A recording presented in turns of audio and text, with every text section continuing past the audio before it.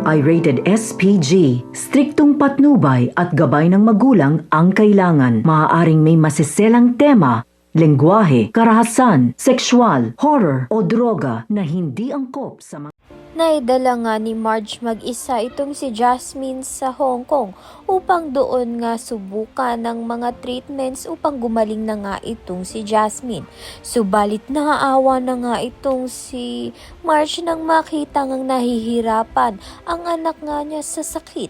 Kaya naman nga't nagdesisyon na nga itong si Marge na ibalik na nga sa Pilipinas ito ngang si Jasmine at doon ipatuloy nga kung anong ginagamot nga dito kay Jasmine.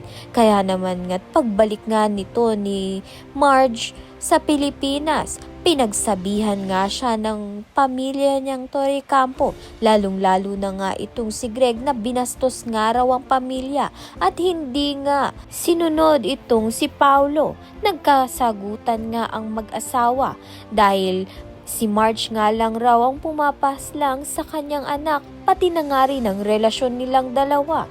Sinampal nga ito ni Marge si Paulo dahil hindi niya nga kinaya ang sinabi sa kanya dahil ang gusto lang naman nga ni Marge ang mabuhay at madagdagan ang buhay ng kanyang anak na si Jasmine.